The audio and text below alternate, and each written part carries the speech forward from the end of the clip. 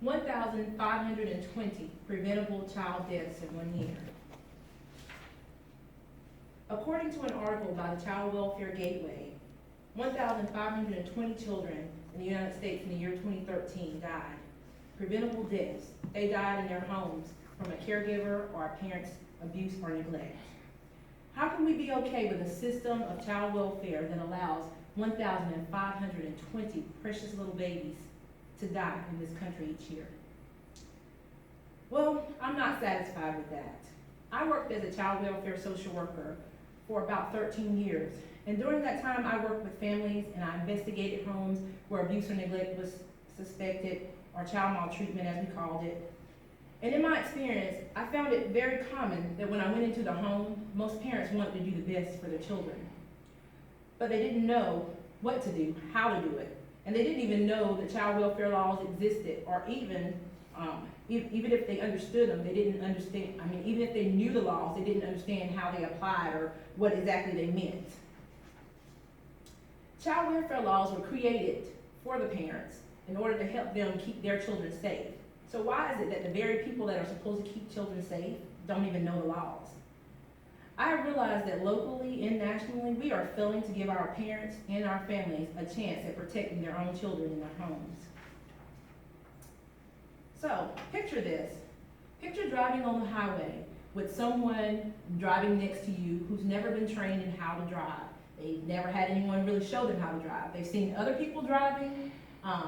They might have even watched it on TV. May have even YouTubed it. But whatever they've done, they've never received any formal training and they're driving next to you. They're doing all kinds of things that you might think, wow, why isn't a cop stopping them? Should a cop stop them? Well, they've never been trained. Can we really hold them responsible for what they've never been trained to do? Well, we do that every day with parents who bring their new babies home, have never received any training. The only training they've ever seen in life is from their own parents or their own environment, people they've seen raising children. And if those people were never trained, or if their way of parenting was not a good way of parenting, or was even neglectful or abuseful, then they've just learned a negative pattern. So why aren't we being more proactive? While there are many reasons why people abuse children, I believe the incidence of child abuse would see a dramatic drop if society took its children's safety as heavy and as seriously as they do driving safely. I will be discussing parent-child factors that lead to abuse and neglect. I'll also be taking a look at a couple of things that I believe would decrease the incidence of abuse and neglect. Those things are parent education and community resources, which are vital to reducing those numbers of children that I mentioned earlier that die in our country. And those are only the children that die, not the children that are suffering in it right now, this moment while we sit here. So, according to Geraldine Foster, these are some child maltreatment factors that are found commonly in parents that abuse or neglect their children. These factors do not indicate that a parent will abuse their children, but they were found in parents that have abused their children. So if you find these factors, it doesn't mean that the parent is abusive. It may mean that they are in a position that they could become abusive. And then again, they may actually be abusive or neglectful parent. So I'll just look at a few of them and highlight a few.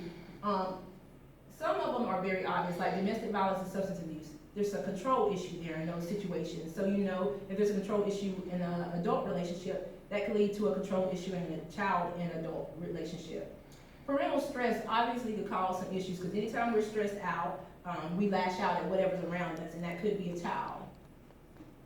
One of the things that I mentioned earlier that I would like to point out is the mental and emotional state of the parent that predisposes them to the abusive attitude. If I grew up in an abusive home, in a neglectful home, I may think that's normal. So when I abuse my child or neglect my child and the social worker comes in, I'm like, what is wrong? Why are you looking at me? This is what my parents did and it worked for me, I'm still alive. Well, you might have been one of the lucky ones that lived, is what I might want to tell one of those clients who tell me that. But you know, not every child survives it. But the truth is, it's not really a laughing matter. It's not funny at all because so many children suffer through this, and those who survive it actually grow up to be parents as well sometimes, and they end up in this very situation. So parent education is one of the things that I believe will help solve the issue of our parents being undereducated in this area of abuse and neglect. And you may ask, why would you want to educate, how could you educate parents? Are you going to make parents go to parent education after they have a child?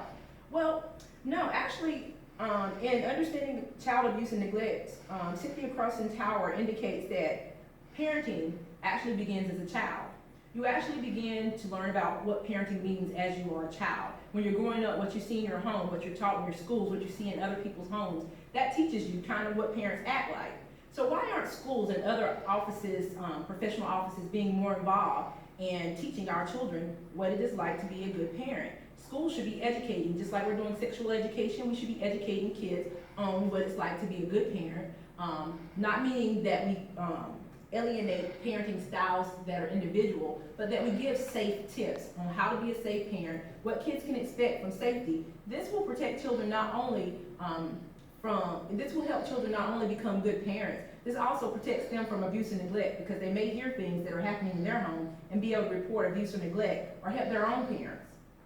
Because of the number of factors and the impact of child maltreatment, it is necessary not only that parents be educated, but that we ensure communities are prepared to educate our children and our parents, that they're able to follow up with those children as they become adults and provide the services they need. While it is tempting to look at these factors and say, well, why can't the parents be the ones to be responsible? Why does the community have to be responsible for what's going on in the private home? Well, actually, psychologytoday.com found that community attitudes towards parenting is part of the big problem with the community getting involved in stopping child abuse and neglect. Communities sometimes believe, and many times believe, that parenting is a private issue. What happens behind closed doors stays behind closed doors. You might have had that sentiment at home or heard that sentiment before. But what happens is a lot of abuse occurs behind those closed doors, and we're not seeing it, we're not aware of it, or we're not trying to be aware of it because it's none of our business. And that makes the community an unsafe place for a person who's being abused. Who do I turn to?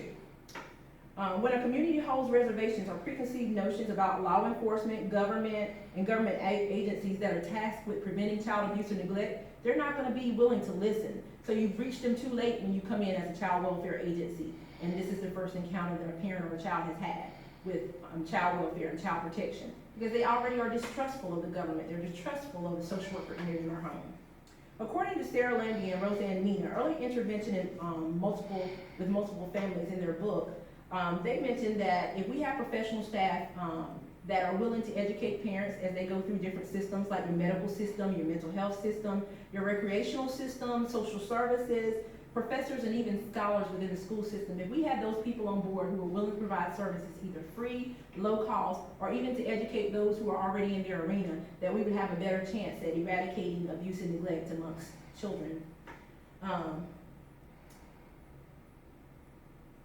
So the authors of the article, Preventing Child Abuse and Neglect, indicate that modified parenting programs are necessary for our adult parents. So now we said we start as children, we teach them, but modified parenting classes within the community would help parents to continue to have a resource to go to as they got older to understand what their children need.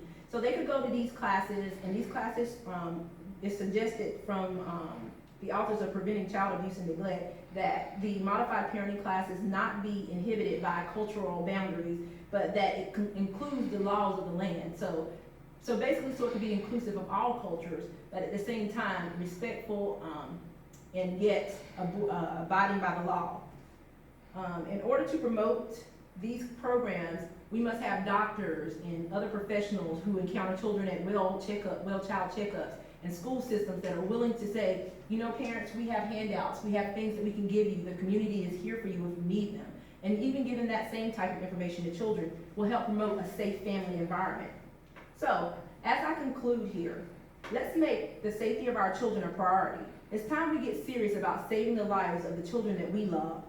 I have provided a viable plan as to how we can move forward in the movement towards eradicating abuse and neglect in homes and protecting family structure.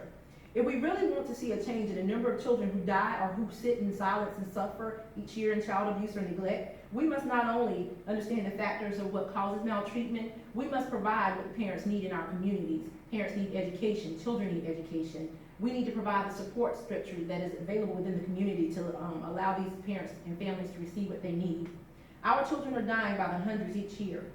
While we have training and community resources in place to ensure their safety in other areas like driving, why can't we make it urgent for our children to be safe as well? Thank you.